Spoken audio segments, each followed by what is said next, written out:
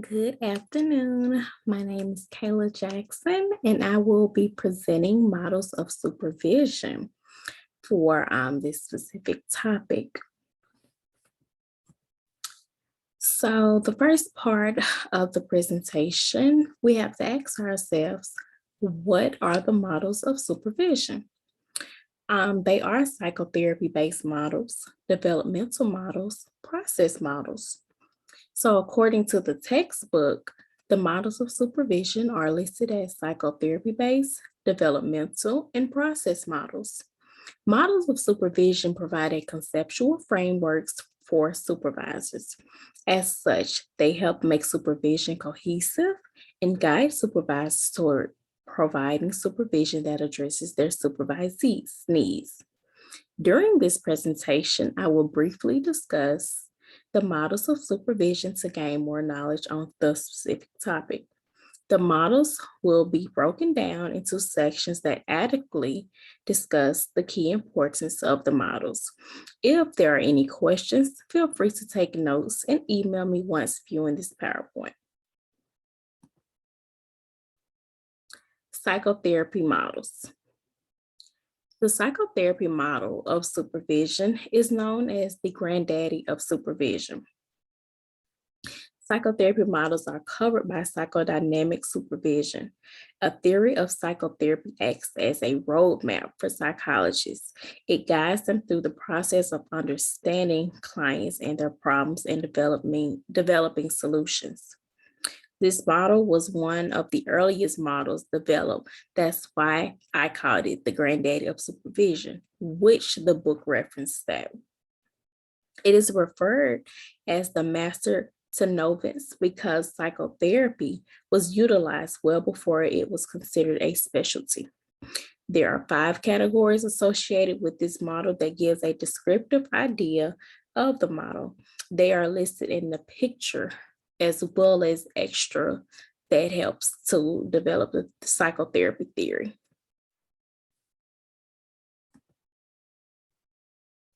Developmental model is the next model of supervision. It serves as a guide against which client behavior can be compared. Developmental model are described by 3 stages, which is the stagnation stage, the confusion stage, and the integration stage. Sorry, getting tongue-tied. The stagnation is described as unawareness of deficiencies or difficulties. Confusion is characterized as instability, disorganization, erratic fluctuations, disturbance, confusion, and conflict. Integration is known to be the calm after the storm, which allows a new cognitive understanding. And we all have noticed that interrogation stage, the calm after the storm. The process models is the last stage of the supervision model, and to me, it's the most interesting. It has the discrimination model, a part of it, critical events and supervision model, the Hawkins and Showitz model, the Holloway system approach to supervision model. So as I described, there are 4 that are listed, and it's pictured a specific part of the process model. So we would focus on the Hawkins and Showit model. So according to section 5 of the models of supervision, the 7-eyed model of supervision is called such because it recommends 7 areas of focus for exploration and supervision. Content of therapy session, supervisees, strategies, and interventions with clients, the therapy relationship, the therapist processes, and the supervisory relationship, the supervisor's own processes, and the wider context. Those key factors that I named make up the 7-eyed supervisor model. And so as you can tell, it goes from the supervisor to the to the therapist to the supervisor and on up. It's also known as a therapy matrix, and it has the social, economic, cultural, political, and organizational matrices as well.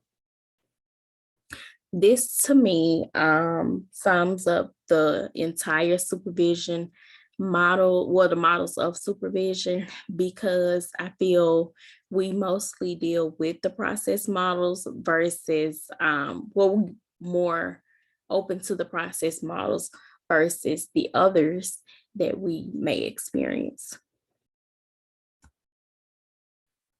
So, in summary, to summarize the models of supervision, the required readings suggest psychotherapy theory-based models are primarily centered on passing on one therapy approach. Developmental models are centered on the intricacies of the learning process of the supervisee, whereas supervision process models primarily step back to observe the supervision process itself. Although my overall thoughts of supervision model has expanded based upon the research that was gathered, the presentation was brief, but I hope I was able to focus on key factors that will allow listeners and readers the ability to look through the PowerPoint and to do more research on the specific topics at hand. There is a lot of information that comes with these topics. However, I am short for time, so I wasn't able to elaborate on every little thing. But this will help all counselors, therapies, supervisors, and supervisees in upcoming sessions and things that they may have difficulties with. I've enjoyed presenting this presentation. I am a little nervous. That's why I'm kind of all over my words and stuttering. But I look forward to any questions that you all may have. I'm always open for answers and we can explore together. I'm looking forward to the rest of you guys' presentations, and good luck with everything. Thanks.